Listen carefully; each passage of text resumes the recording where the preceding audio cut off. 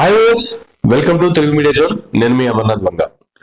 Indapur heritage లింకులపై TDP నాయకులు తడబడుతున్నారా? వారు చేస్తున్నటువంటి కామెంట్లో ఎలాంటి కామెంట్లు చేస్తూ ఉన్నారు? వారి మీద వస్తున్నటువంటి నిందలకు సంబంధించి దానికి సమాధానం చెప్పాల్సింది పోయి ప్రతిపక్షాలు దాని మీద పోరాటం చేస్తున్నా, లేదా అసెంబ్లీ బయటకు వచ్చి మాట్లాడుతున్నా, లోపల దాని మీద చర్చ జరగాలి అని చెప్పి వాళ్ళు వాయిదా తీర్మానాలు ఇస్తున్నా, వాటిని ఆ తీర్మానాన్ని తిరస్కరిస్తున్నటువంటి స్పీకర్ గారు, ఆ తీర్మానాన్ని చర్చలోకి రానికుండా చేస్తున్నటువంటి స్పీకర్ గారు ఎందుకు చర్చకి రానివ్వట్లేదు? మాట్లాడాల్సినటువంటి సంబంధిత వ్యక్తులు ఎందుకు మాట్లాడట్లేదు? దాని మీద క్లారిటీ ఎందుకు ఇవ్వట్లేదు? ఒకవేళ అలా క్లారిటీ ఇవ్వకుండా దాన్ని అలా ప్రసారం చేస్తూ ఉంటే బయట వస్తున్నటువంటి వార్తలు నిజమేనేమో అని నమ్మేటువంటి పరిస్థితుల్లో ప్రజల్లోకి వెళ్లే అవకాశాలు ఎక్కువగానే ఉంటాయి కదా. ముఖ్యమంత్రిగా చంద్రబాబు నాయుడు గారు కానీ, మంత్రిగా నారా లోకేష్ గారు కానీ ఆ హెరిటేజ్ ఫ్యామిలీకి సంబంధించినటువంటి వ్యక్తులు కాబట్టి వాళ్ళు దానికి సరైన సమాధానం చెప్తే ప్రజలు నమ్మి వాటిని విశ్వసించే అవకాశాలు కూడా ఎక్కువగానే ఉన్నాయి కాబట్టి ఎందుకు వీళ్ళు కామెంట్లు చేయట్లేదు?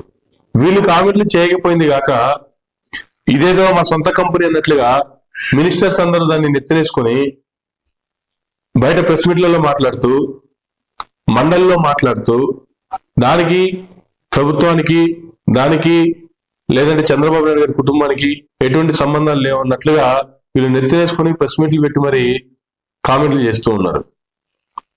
సమాధానం చెప్పాల్సినటువంటి నారా లోకేష్ గారు పక్కన సైలెంట్ గా కూర్చొని ఉంటే ఏ సంబంధం లేని కందుల దుర్గేష్ గారు, సినిమాటోగ్రఫీకి సంబంధించినటువంటి మినిస్టర్ గారు, ఆయన హిందాపూర్ కి హెరిటేజ్ కి ఎటువంటి సంబంధం లేదనేటువంటి వివరణ ఆయన ఇస్తూ ఉన్నారు. అసలు ఈ మంత్రులందరికీ ఏం పని? ఇది ఒక ప్రైవేట్ సంస్థ కదా, హెరిటేజ్ అనేది ఒక ప్రైవేట్ సంస్థ.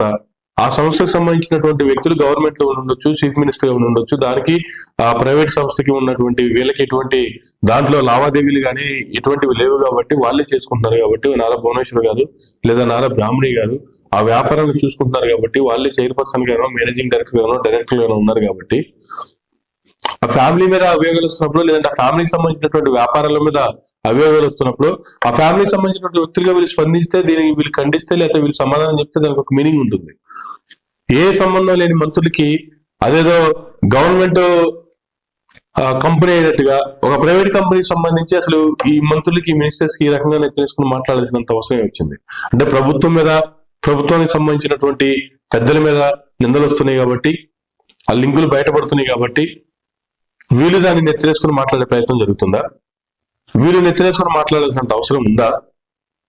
ఎందుకు వీళ్ళు దాన్ని ముందేసుకుని మాట్లాడుతున్నారు? మాట్లాడాల్సిన సంబంధిత నాయకులు ఎందుకు మాట్లాడట్లేదు? టీడీపీ నాయకులు మాట్లాడుతున్నారు, దాంట్లో క్లారిటీ లేదు. అచ్చెన్నాయుడు గారు మాట్లాడుతున్నారు, ఆయన ఒక వ్యవసాయ శాఖ మంత్రి. హెరిటేజ్ కి, ఇందాపూర్ కి వ్యవసాయ శాఖ మంత్రికి ఏంటి సంబంధం? అసలు హెరిటేజ్ నెయ్యిని అమ్మిన దాఖలాలే లేవు, నెయ్యిని తయారు చేయదు, నెయ్యి అమ్మే దాఖలాలే హెరిటేజ్ లో లేవు అనేటువంటి కామెంట్లు ఆయన చేస్తుంటే, ఆ నెక్స్ట్ డే నారా భువనేశ్వర్ గారు హెరిటేజ్ సంస్థకు సంబంధించి, దాని యొక్క ఉన్నతికి సంబంధించి, దాని యొక్క డెవలప్మెంట్ కి సంబంధించి, దాని యొక్క నాణ్యతకు సంబంధించి, నమ్మకానికి సంబంధించి ఒక వీడియో రిలీజ్ చేయడం కూడా జరిగింది. దాంట్లో నారా భువనేశ్వర్ గారు చాలా క్లారిటీగా చెప్పారు, పాలే కాదు పెరుగు, నెయ్యి కూడా హెరిటేజ్ ఉత్పత్తి చేస్తుంది అని. కనీసం ఆవిడ మాట్లాడినా పట్టించుకుంటారా? ఎవరు ఏం మాట్లాడినా మాకు సంబంధం లేదు, మేమేం మాట్లాడాలో మాకంటూ ఒక స్క్రిప్ట్ ఉంది, ఆ స్క్రిప్ట్ ప్రకారం మేము అసెంబ్లీలో మాట్లాడేస్తాము, మండలిలో మాట్లాడేస్తాము అని ఎవరికి ఇష్టం వచ్చినట్టు వాళ్ళే కామెంట్లు చేసుకుంటారా? అసలు ఇంతకీ ఈ రోజు దీని గురించి మాట్లాడుకోవాల్సిన అవసరం వచ్చింది అంటే, కల్తీ లడ్డూకి సంబంధించి కావచ్చు, హిందాపూర్ కి హెరిటేజ్ కి ఉన్నటువంటి లింకులకు సంబంధించి కావచ్చు, ఈ రోజు దీని మీద నారా చంద్రబాబు నాయుడు గారు అసెంబ్లీలో మాట్లాడబోతున్నారు. చర్చకు వచ్చే అవకాశం ఉంది, ఈ రోజు చర్చించే అవకాశం ఉందని కూడా నిన్నటి వరకు ఉన్నటువంటి ఇన్ఫర్మేషన్.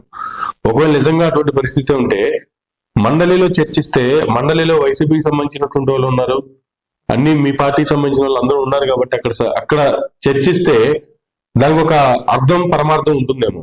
కానీ అసెంబ్లీలో దాన్ని చర్చిస్తే దానివల్ల ఉపయోగం ఏంది?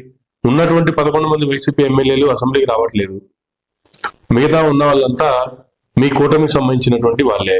మీరేం మాట్లాడినా మీరే, దాన్ని అడిగేవాళ్ళు లేరు, ఇదేంటి అని లేదా దాన్ని కౌంటర్ ఇచ్చేవాళ్ళు లేదు, ఆర్గ్యుమెంట్ జరిగే పరిస్థితి లేదు. మేమేం చెప్పినా సరిపోతుంది కాబట్టి అసెంబ్లీలో దీన్ని చర్చ దారితీస్తే మేము అసెంబ్లీలో మాట్లాడితే సరిపోతుంది అనుకుంటున్నారా? అప్పుడు మీరు ఏది మాట్లాడితే అదే కదా, మీరు అసెంబ్లీలో మాట్లాడచ్చు, బయట మాట్లాడచ్చు, ఇప్పుడు దాని మీద కామెంట్ చేయొచ్చు.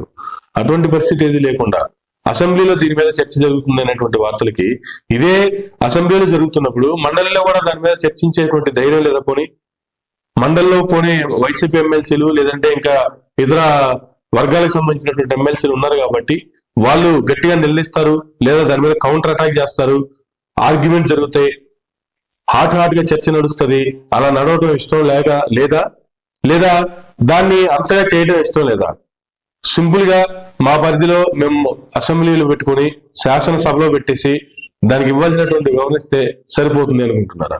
ఒకవేళ అలా ఇవ్వాలనుకున్నప్పుడు అది ఒక ప్రైవేట్ సంస్థ కాబట్టి, ఆ సంస్థ మీ ఫ్యామిలీ మెంబర్స్దే కాబట్టి మీరు ఒక ప్రెస్ మీట్ పెట్టి ఇచ్చేసి సరిపోతుంది కదా. దాన్ని అసెంబ్లీలో చర్చించాల్సిన అవసరం వచ్చింది ఇంకెప్పుడంటప్పుడు దాన్ని చర్చకి తీసుకురావాల్సిన పరిస్థితి వచ్చింది. దాని మీద వివరించుకోవాల్సిన అవసరం, అసెంబ్లీలో ఉన్నటువంటి సమయాన్ని వాడుకోవాల్సిన పరిస్థితి ఎందుకు వచ్చింది? ఇంకా వేరే నియోజకవర్గాల్లో కావచ్చు, రాష్ట్రంలో కావచ్చు, ఇంక ఎటువంటి సమస్యలు లేవా? వాటి మీద మాట్లాడాల్సిన అవసరం లేదా? మరోపక్క తూర్పుగోదావరి రాజమండ్రిలో చూసుకుంటే కల్తీపాల వ్యవహారం, ఎంతో మంది పిల్లలు చనిపోతూ ఉన్నారు. చనిపోయినటువంటి కుటుంబాలకి చంద్రబాబు నాయుడు గారు 10 లక్షల రూపాయలు కేటాయించారు. అటువంటి అంశాలు ఎన్నో ఉన్నాయి రాష్ట్రంలో, చర్చించాల్సినటువంటి అంశాలు చాలా ఉన్నాయి. వాటి మీద సమగ్ర చర్చలు నిర్వహిస్తే రాష్ట్రానికి ఒక భరోసా ఉంటుంది, సామాన్యులకు ఒక భరోసా ఉంటుంది.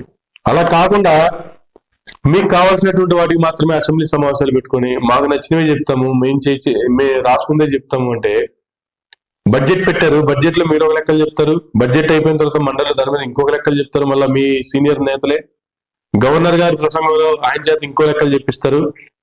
ఒకదానికి పొంతలు లేని లెక్కలు అసెంబ్లీలో ఆ రకంగా చెప్తూ ఉంటే, లేదు జరగాల్సినటువంటి చర్చలు, చేయాల్సినటువంటి చర్చలు పక్కదారి పెట్టేసి ఇటువంటి వాటి మీద చర్చ జరుగుతూ ఉంటే అసెంబ్లీ సమావేశాల మీద సామాన్యులకి ఏమైనా నమ్మకం ఉంటుందా? ఇప్పటికే చాలా మంది అసెంబ్లీ సమావేశాలు చూడటం మానేశారు అనేటువంటిది కూడా వాటికి వస్తున్నటువంటి టీఆర్పీ రేటింగ్లే చెప్తున్నాయి. గతంలో చూసుకుంటే అసెంబ్లీ సమావేశాలు అంటే ప్రతి సామాన్యుడు, రాష్ట్రంలో ఉన్నటువంటి ప్రతి ఒక్కరు కూడా అలా టీవీలకు ఎత్తుకొని అసెంబ్లీ సమావేశాలు చూసేటువంటి పరిస్థితి. మా నియోజకవర్గానికి సంబంధించి ఏం మాట్లాడుతున్నారు, మా ఎమ్మెల్యే ఏం మాట్లాడుతున్నాడు, మా సమస్యలు ఏమైనా లేవనెత్తారా, వీటికి సంబంధించి లేవనెత్తినటువంటి అంశాలకు సంబంధించి ఆ సంబంధిత మంత్రులు కావచ్చు, ముఖ్యమంత్రి గారు కావచ్చు, వాటికి ఎటువంటి వివరణ ఇస్తున్నారు, ఎటువంటి భరోసా ఇస్తున్నారు, అందరూ చాలా ఈగర్ గా వెయిట్ చేస్తూ ఉండేవారు, ఏం మాట్లాడతారని ఆసక్తిగా చూస్తూ ఉండేవాళ్ళు. కానీ ఈ రోజు చూసుకుంటే ఏముంది, అసెంబ్లీ సమావేశాల్లో ఏముంది, వాళ్ళకి నచ్చిన వాళ్ళు మాట్లాడుకుంటారు, అంతా వన్ సైడే కదా. ఆ ప్రభుత్వం ఉన్న వాళ్ళు వన్ సైడే, ఈ ప్రభుత్వం ఉన్న వీళ్ళు వన్ సైడే. ఎవరికి నచ్చిన వాళ్ళు మాట్లాడుకుంటారు, ఎవరికి కావాల్సిన కామెంట్లు వాళ్ళే రాసేసుకుంటారు. ఇంకంతగాడికి మనం చూడాల్సిన అవసరం ఏముంది, దాన్ని దగ్గర కూర్చొని టైం వేస్ట్ చేసుకోవాల్సిన అవసరం ఏముంది? ఇలాంటి పరిస్థితి ఆల్రెడీ ప్రజల్లో స్టార్ట్ అయిపోయింది. అందుకే ఎవరు చూడట్లేదు, అందుకే టీఆర్పీ రేటింగ్లు కూడా అలా పడిపోతూ ఉన్నాయి. అసెంబ్లీ సమావేశాలకు సంబంధించి రాష్ట్రంలో ఉన్నటువంటి సమస్యల మీద, ఆ సమస్యల పరిష్కారం దిశగా మంచి చర్చలు, వాటికి సంబంధించినటువంటి పరిష్కారాలు అసెంబ్లీ వేదికగా, చర్చల వేదికగా రావాలని కోరుకున్నాం. Thank you.